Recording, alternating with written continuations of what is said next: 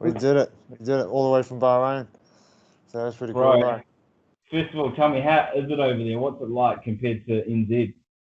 Well, I mean, in NZ you can do whatever you want, right? But in Bahrain right now, I'm not able to do whatever I want. I'm in this hotel, and the first 24 hours, until we got our test back, we were like in the hotel, right? Like in our rooms. They're bringing us the meals. We got me. I had meals already like prepped and everything like that. And then once we got the test back, they're like, okay, you can leave your room, but you're not supposed to leave the hotel, for the safety of the whole event. And I got a I got a job to go back to when I go back, and I don't really want to spend any more time in quarantine when I go back or anything like that. So I'm just listening to them, I guess. So And saying that too, how good is it? How good and bad is it traveling with Mike? He's one of your mates. oh, Is he bro, been a joke all the time? it's so good. Like, and the one thing I forgot was I didn't realize this until I was on the last leg of my flight to Dubai. Um, was that he was going to be there in Dubai with me on the layover there, and then we catch the same flight across to Bahrain from there. So yeah, I thought we were going to like reunite at the hotel and everything in the rooms, um, but now that like reunion came a little bit earlier, and so we had like 4 hours in the airport together, and I was planning on sleeping, but when we saw each other and we caught up and stuff, we ended up just hanging out at this cafe and then yeah, I barely slept on that plane, and then next thing you know, we just kept it rolling and stayed up all night and all day yesterday, and I had like 2 Sundays, because of the way the time rewinds and everything, eh? So it's pretty crazy. How amazing is it too? Because I heard your podcast was old footy on Mm. was it MediaWorks, and it was so good to hear you talk about Mike. He was there from the start of the journey. Now you Yeah, guys in Bahrain. I mean, that's surreal, right?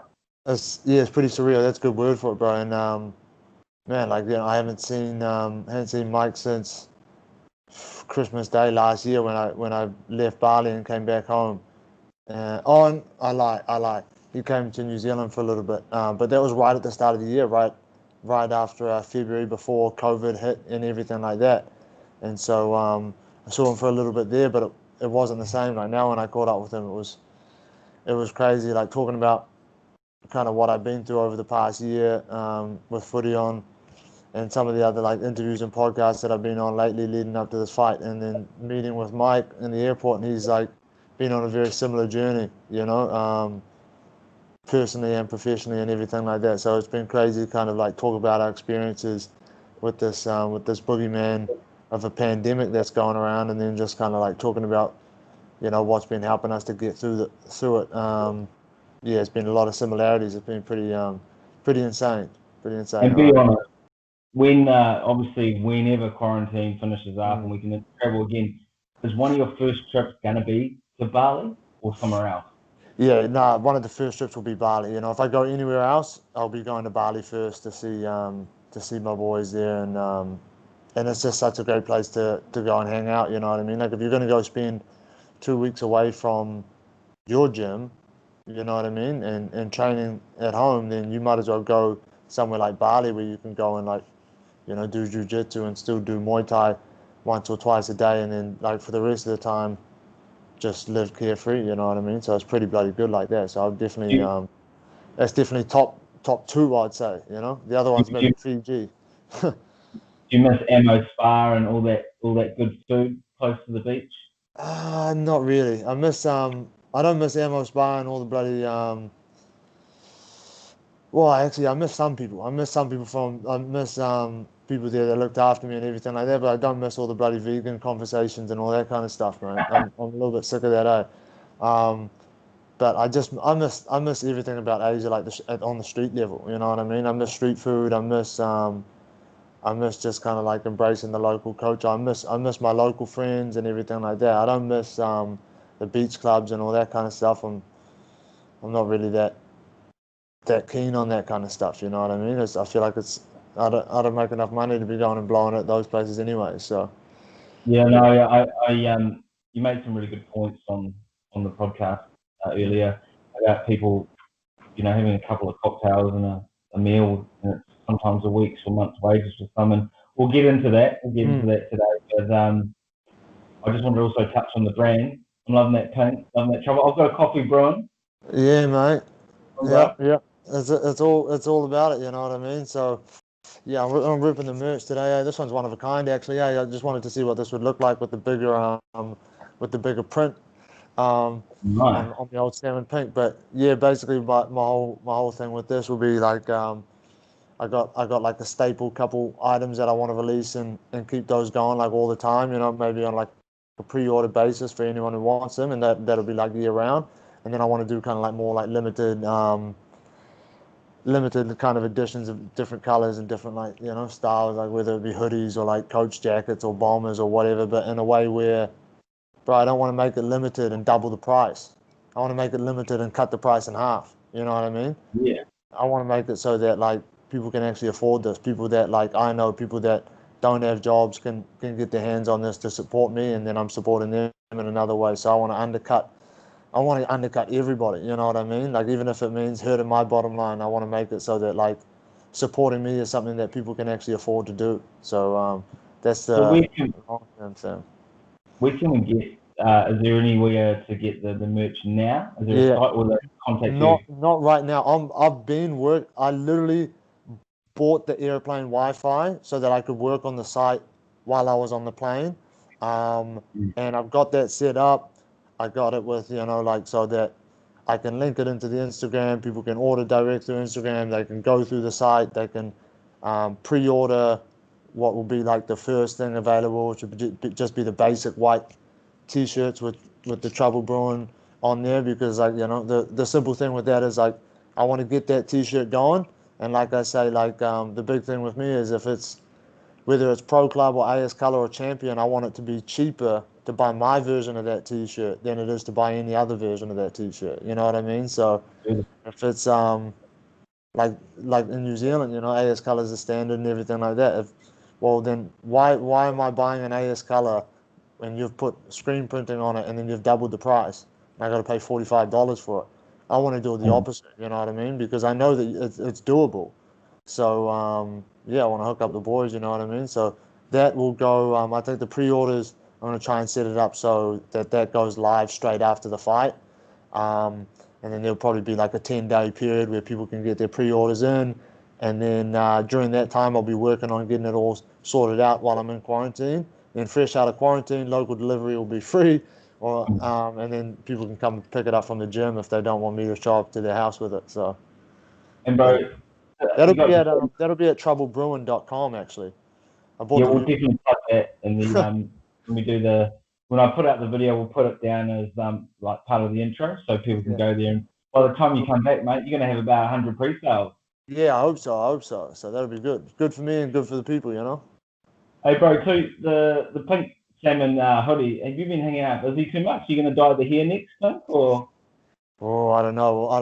Like, let's be honest. He spent a lot of time in quarantine, and I'm about to go and do a bit in there. So anything could happen in there. Eh? Like maybe it all goes off, or like maybe I come out with the Andres one and come out with the silver blonde. I don't know what's going to happen. Eh? But it all just depends on how busy I stay in there. If people buy heaps of t-shirts and they keep me busy, maybe I'll just come out with my normal hair.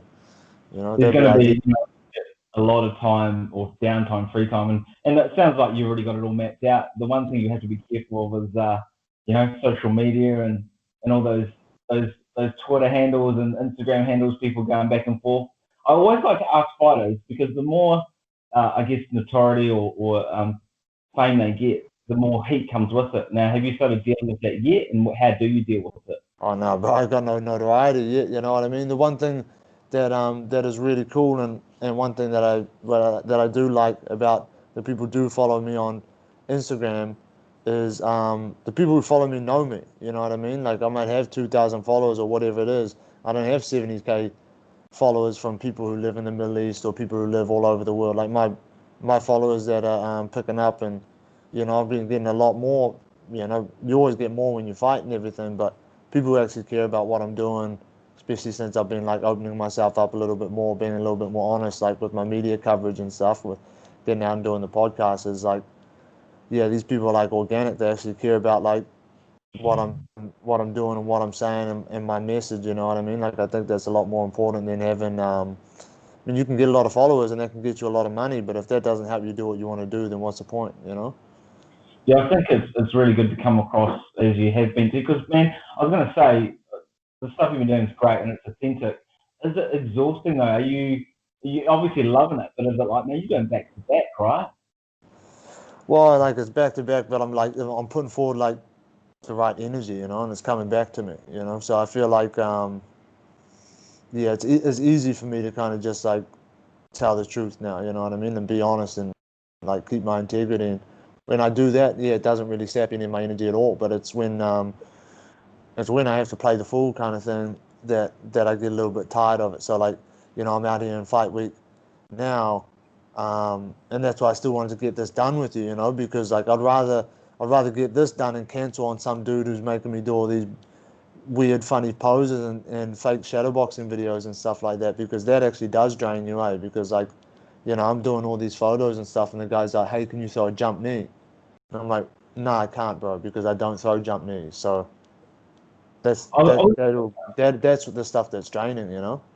I was saying to because you know it's been quite funny us trying to link up, and I was saying to my Mm, boy Mike Husband, he also works with us. He's one of New Zealand's biggest yeah, rise, I'd say.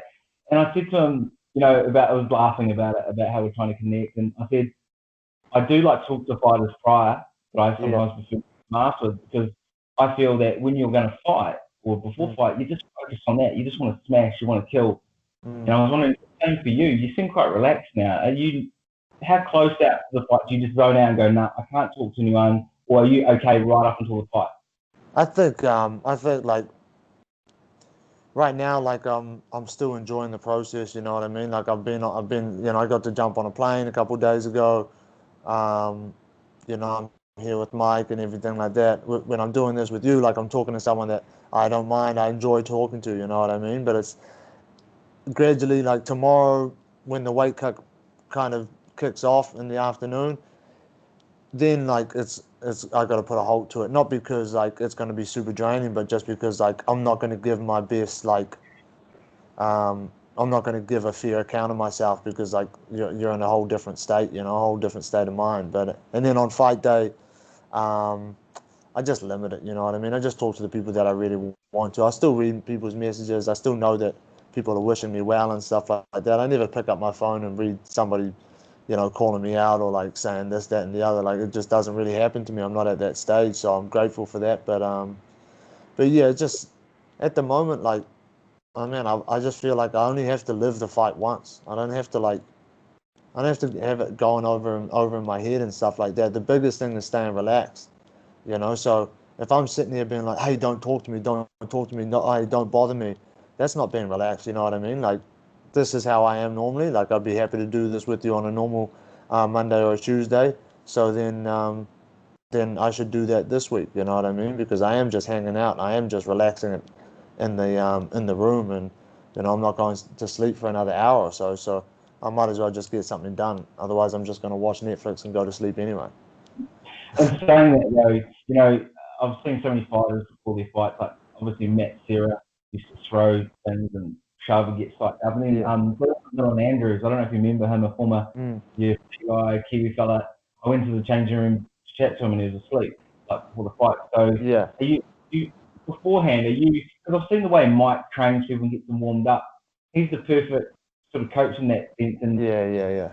if you, are you fully amped? You ready to go in there and I'm just pretty chill, bro. I'm pretty chill, and like me and Mike, we like to be like joking and stuff out the back. And I like to be honest, like right from the time I show up at a show like this, I'm I'm kind of taking the piss out of other fighters and stuff like that. Not like I'm not like actively like insulting guys and stuff like that, but me and Mike are looking at each other, and I'm sure like a lot of like guys who've been around the block are doing this at the same time. Like I'm just looking at these fighters and I'm just like, bro, what's this guy's problem? What's this guy's deal? You know what I mean? And we're making jokes like, why is this guy so mad? Like it's Monday. We don't fight until Thursday night. Like he's gonna have a angry like mindset the whole week so that he can perform for 15 minutes or less. Like it doesn't make sense to me. You know, it doesn't make any sense at all. So we it's a we smart. keep it chill, you know. And I switch on when the music comes on.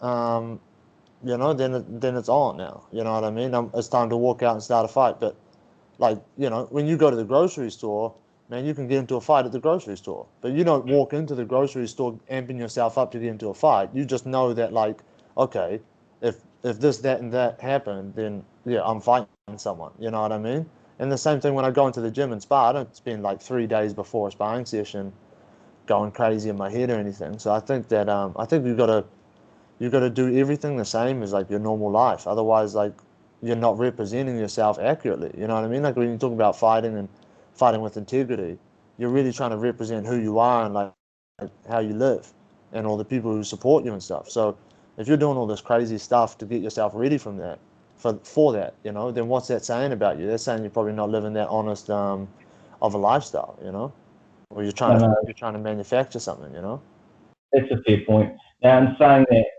with the CKB boys and who you're training with there, I mean, what's that like, and who are you having the most fun with at CKB, or were you having the most fun with at CKB New Zealand? Man, everyone's fun like in that gym, man. Like everyone gives you good fun, like good banter and everything like that. But a lot of the boys been a couple of staples in there and stuff like that. Some of the bigger boys have been giving me a lot of rounds this year and stuff like that. So like Frenchie, Kevin, like he's always in the gym and he's always taking the piss. Cam Rowson's been in the gym all year round, like he hasn't been able to leave and everything like that because he's on the Australian visa and stuff. So he's giving me a lot of rounds. But all the boys are good. Like BJ and Bo have the most ridiculous relationship. Like they're back and forth. Like they're competing for like who's the best southpaw, and like there's just it's just like it's one big live little drama scenario. You know what I mean? But nobody takes it seriously. So it's yeah, it's good fun. It's like You like a live comedy show. you and Cam are actually perfect heights, and he's quite tall, long, and rangy as well, right? Is he Yeah, taller than well, you? yeah, he's quite a bit taller, quite a bit bigger too. Like I always look at other tall, skinny guys, and I think, oh, he must be like the same weight as me, but he's a very solid middleweight. You know what I mean? And I'm a fair size lightweight, but like I'm definitely no middleweight. You know what I mean? So, but nah, he's there was a lot of help for me this year because I was getting ready for someone who was supposed to be 6'3", and then even after I had this opponent switch, I'm walking in and he's trying to grab me for rounds and sparring, and I was like, I was joking with him. I was like, I'm done with you, bro. I've had enough Yeah. of this. I've had enough of these 6'3" guys. I need to go pick old Jason or like someone like that. Someone, I need someone who's 5'8" Filipino. You know what I mean? I need one of these short Islander boys.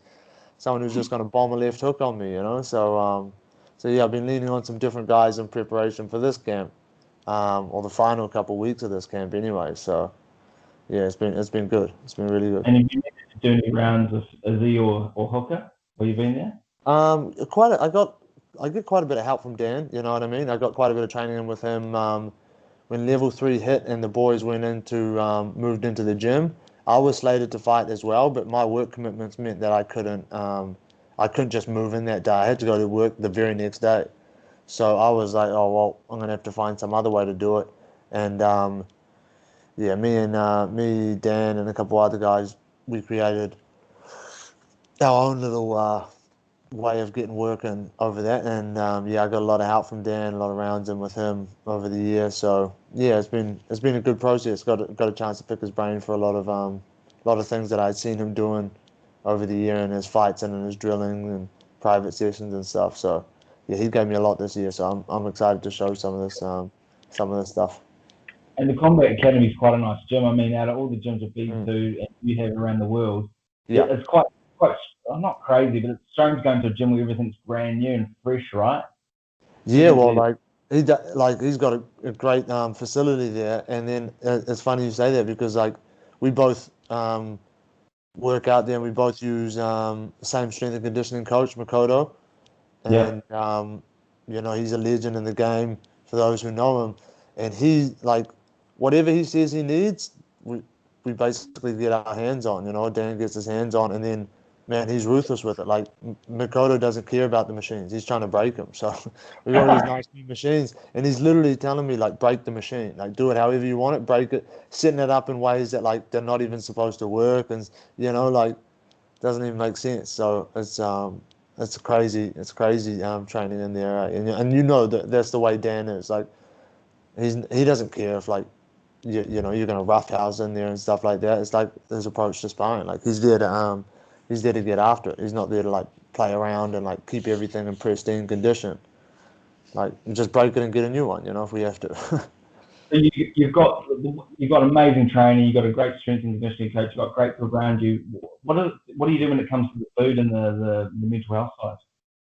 Yeah, well, I'm lucky I got the fight dietitian as well. He's got my back on the food and the diet stuff. So, man, like he's a big reason that I'm able to feel so good during this week is because I've got his help and telling me what to eat and like keeping me adjusted during the fight week and telling me how Was to, that a was you know, that a just boy? manipulate the.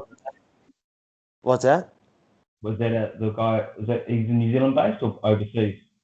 So that's his name is Jordan Sullivan, and his business is the Fight Dietitian. He's based in Australia, but he looks after basically all our top guys over here in Australasia. So most of the guys in CKB, you know, Kai, Brad, you know, Shane, all those guys, Dan, I think works with him as well. BJ, they all work with him, and he does like a crazy good job, man. Like I've had dietitians before and had their help before, but nothing like this, man. Like my weight is just ridiculous. Like um, I'm not like actively trying to, but I'm making a little prediction that I might not even have to really step in the sauna or anything. I might have to like I might have to sit in the bath for like 20 minutes and do a hard workout, but like nothing like what I used to do, you know, taking off 4 or 5 kilos in a day kind of thing. Nothing like that, man. Like And that's going to I'm almost there 2 days out, you know what I mean? I'm almost there. it's so good too because I'm meeting more and more fighters that are losing weight in a proper way. Like back, Mm. even like 5 or 10 years ago, guys are dropping, 5 to 10 kids in a few weeks or a couple of weeks, even less, and it can't be good, right? It can't be good dropping all that weight and then taking a good shot. Nah, even like 2 or 3 weeks ago, I probably was still within like 5 kilos. You know, 3 weeks ago I was within 5 kilos. So like I was, and the way I used to do it, like 4 or 5 weeks ago, I could have made weight.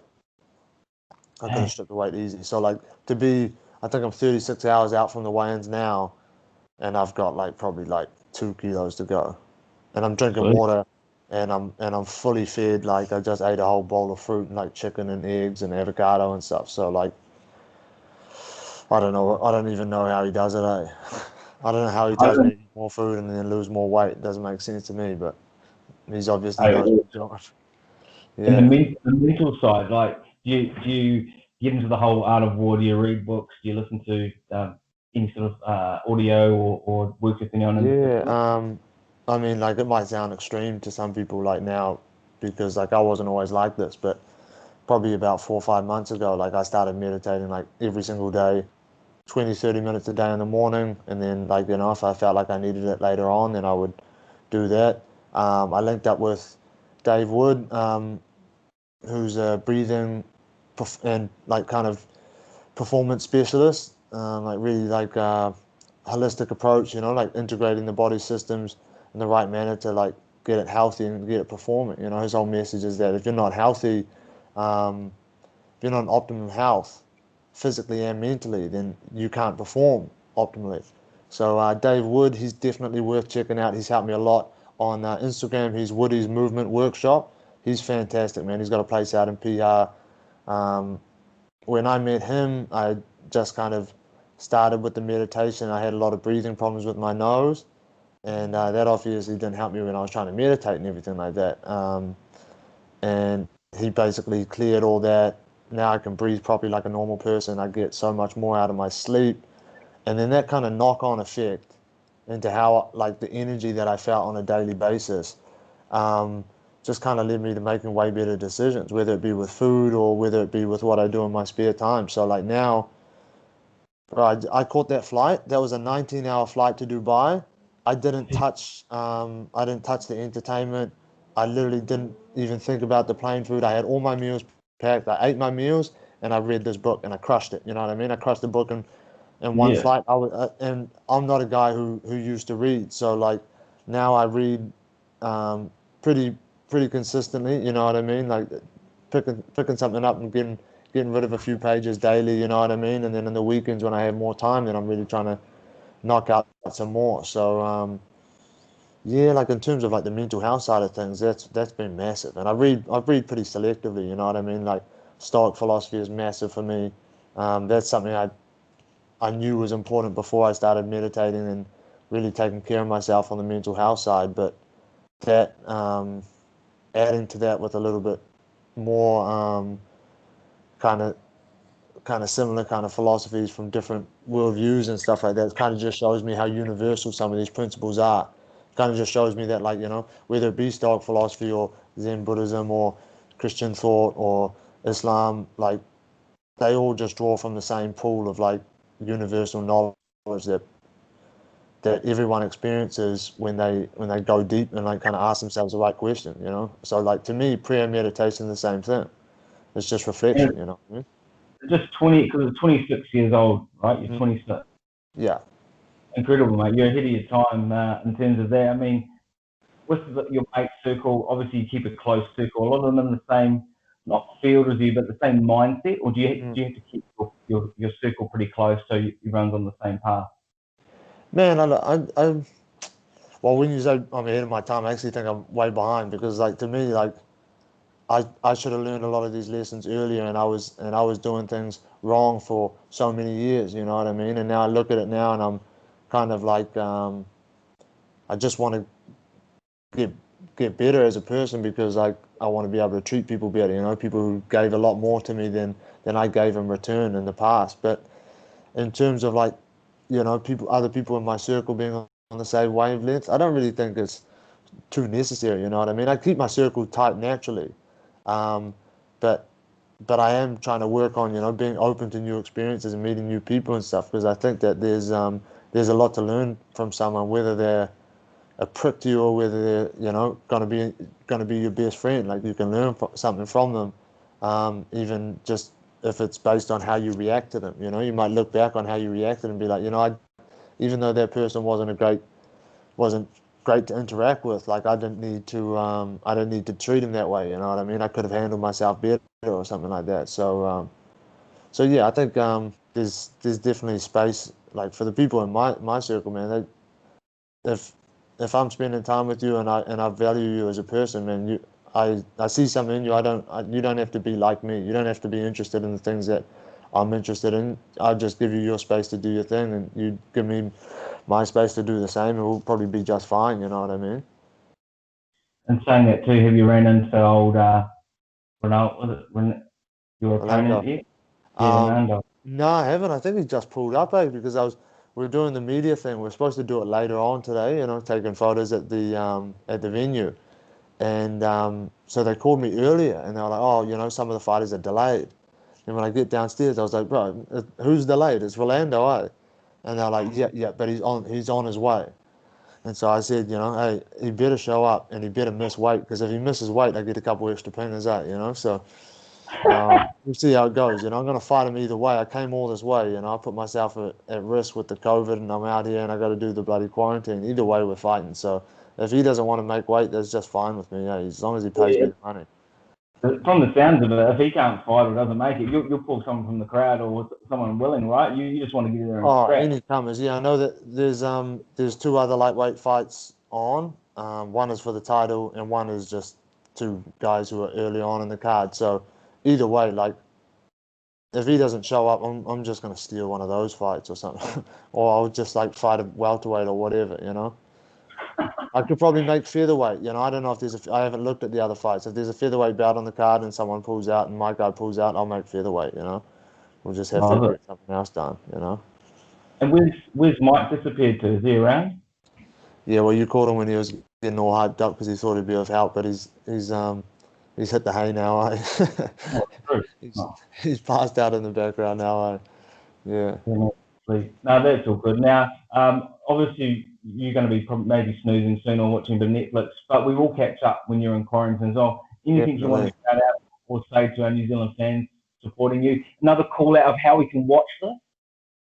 Yeah, yeah. Well, that's got to come first, eh? So I double checked on that. So in New Zealand, it's going to be the 6th of November, and I'm betting that it's going to be the event will probably start around like 5 a.m. maybe just before that, 4:35 a.m. And I'm guessing, being the fifth or sixth fight, I'm guessing that I'm going to come up around 6 a.m. So I would tune in maybe just before 6 a.m. I mean, wake up a little bit early and meditate if you have to. Just get up early on that Friday morning, 5:30, get the stream sorted, go to bravecftv.com and subscribe there. You don't have to pay anything. You just give them email and your name and stuff, and they'll verify you. You can watch the event live, and then you can watch the event replay. You know what I mean? And I say this to everyone. If you show up and it's not free, don't buy it. I'm not here to break your bank. I'll send you a bloody replay afterwards. But if you guys are keen to watch, yeah, bravecftv.com. And if you can't remember that, just type in Brave CF into the Google, or Brave MMA, or whatever, John Brewin Brave MMA into Google, and I'm sure you'll be able to find it from there. But I'm going to plug that in my social media, Trouble_Brewin. Again, if you can't remember that, you can just type John Brewin into Instagram, and I'm sure I'll pop up there. So that's nice and easy for the guys, eh? No, and we'll plug that too on our page and in the bio as well. Yeah, so, yeah. Cool. Wicked, bro. Well, we are going to catch up again. We're going to get quite a bit more deep and meaningful on the second one after quarantine. Yeah, I think so. We're looking forward to following you there. And, mate, rest up. Say hi to Mike. Don't wake him up, obviously. Yeah. And we just can't wait to see you in action this week. Yeah, me too, bro. I can't wait for it, eh? So thanks for having me on, Isaac. It's good to finally get this done. And, appreciate everyone back home, all the support and stuff like that. So people like yourself make it possible to kind of share what's going on with me. So, yeah, I love it, man. Cheers. No way, bro. Take care. All and look forward to catching up and look forward to that positive result this week. For sure. Thank you, bro. Cheers, bro. All right. Later, bro. See you.